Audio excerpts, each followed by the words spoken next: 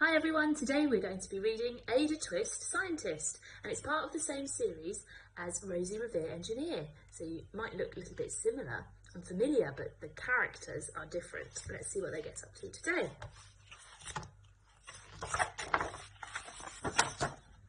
Ada Marie, not a word till the day she turned 3. She bounced in her crib and looked all around, observing the world and not making a sound. She learned how to climb and made her big break, with a trail of chaos left in her wake. She ran through the day, chasing each sound and sight, and didn't slow down till she conked out at night. That means when she went to bed. And is that her mum and dad? Her parents were frazzled and tried not to freak as Ada grew bigger and still did not speak. Clearly, young Ada, with lots in her head, would have something to say when it ought to be said. That's just what happened when Ada turned 3. She tore through the house on a fact-finding spree and climbed up the clock just as high as she could. Her parents yelled, "Stop!" as all good parents would. Ada's chin quivered, that's a great word, but she did not cry. She took a deep breath and she simply asked, "Why? Why do you think she should get down?" Or were they asking her to stop? Why does it tick and why does it tock? Why don't we call it a granddaughter clock? Why are there pointy things stuck to a rose? Why are there hairs up inside of your nose? She started with why and then what, how and when. By bedtime she came back to why once again.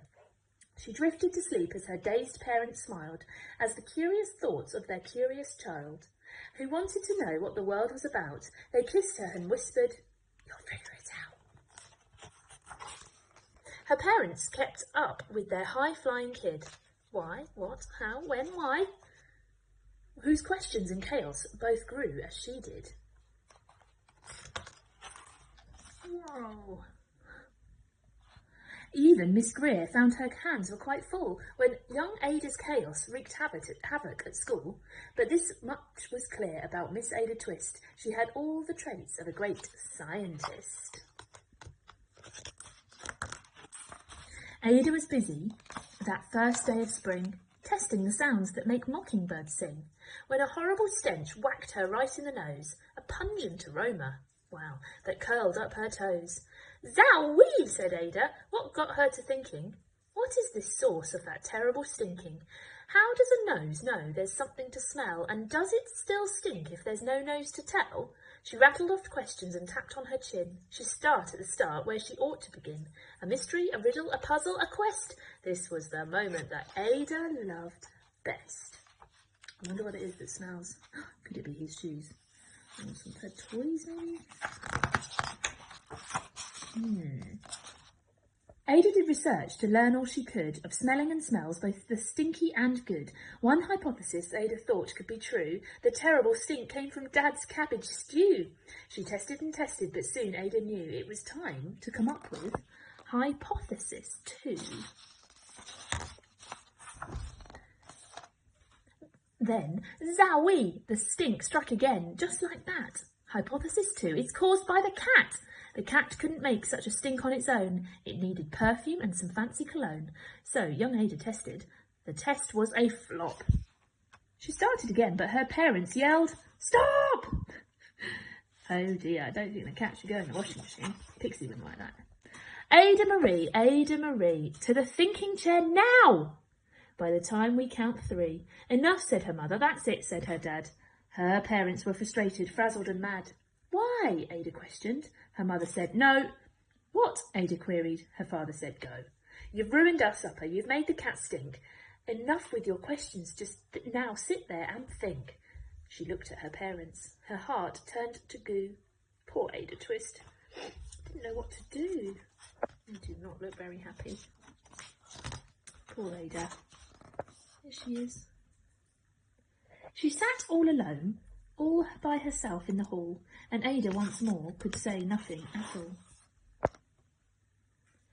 And so Ada sat and she sat and she sat, and she thought about science and Stu and the cat, and how her experiments made such a big mess. Does it have to be so? Is that part of success? Are messes a problem? And while she was thinking, what was the source of that terrible stinking? Ada Marie did what scientists do. She asked a small question. She asked 2.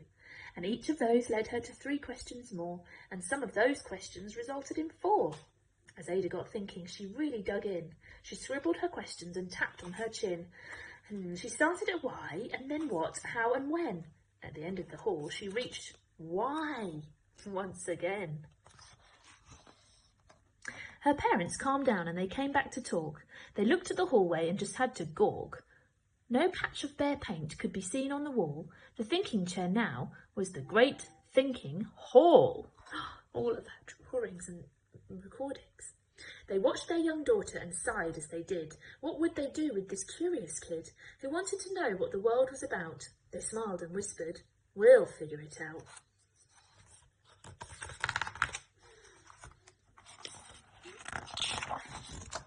And that's what they did, because that's what you do when your kid has a passion and heart is that true. That heart that is true.